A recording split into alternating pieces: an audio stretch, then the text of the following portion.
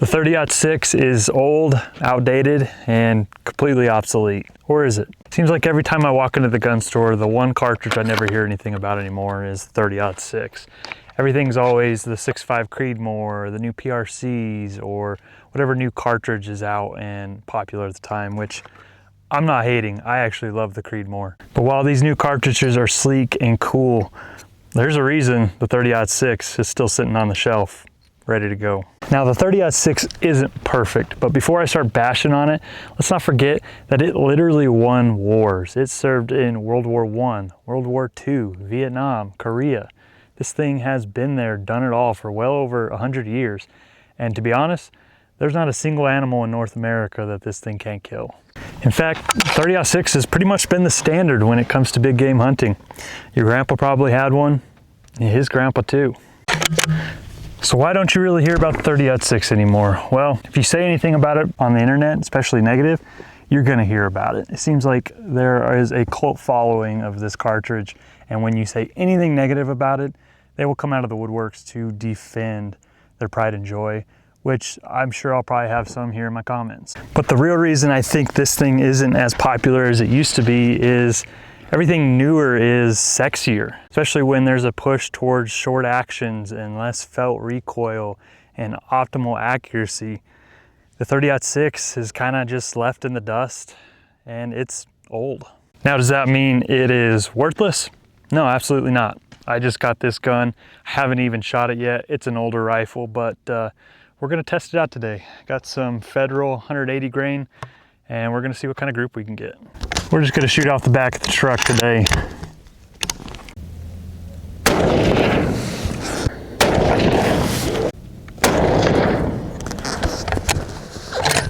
And there's one reason why it's not as popular today.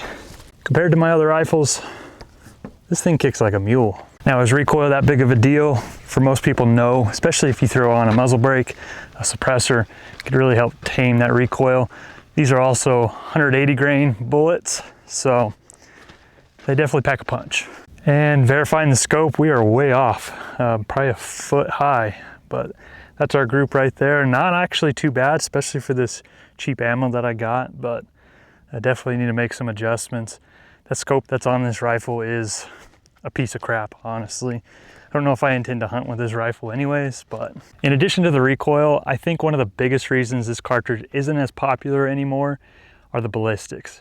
Everybody wants to shoot out to 1,000 yards. Whether you're hunting at that distance or not, it's a lot of fun to shoot that far. And while the 30-06 can definitely shoot longer ranges, it's not as good at it as other popular cartridges. Even something like the 6.5 Creedmoor does better at those longer ranges. That being said, let's jump into the numbers.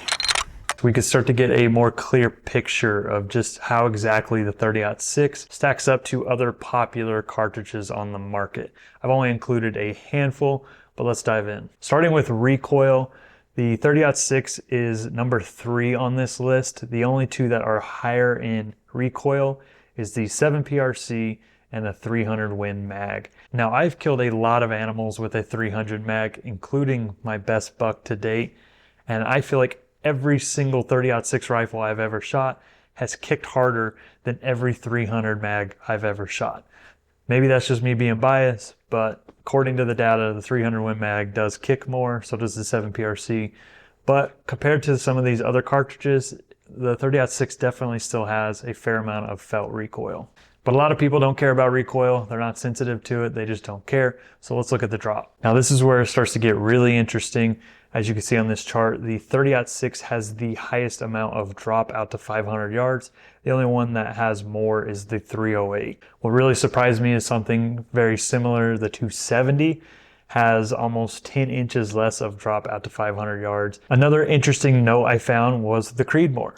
As popular as that is, at 500 yards, it has roughly 55 to 56 inches of drop, which is right there with the 30-06.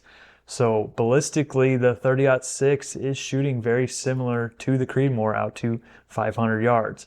Now, if you expanded that further, I think you'd start to see a pretty wide gap. But if you go back to the recoil, the Creedmoor is also recoiling significantly less. It's a short action, has higher BCs, and overall is just a lot more fun to shoot. Now, does that mean the 6.5 Creedmoor is better than the 30-06? Absolutely not. Does it mean any of these cartridges are better than the 30-06? No. It's just comparing a few simple numbers, and what it really comes down to is what you intend to use it for. I'm telling you right now, if I was hunting elk, there's no way I'd be taking a 6.5 Creedmoor. I would definitely choose the 30-06, the 7 PRC, or the 300 Win Mag. So is the 30-06 obsolete?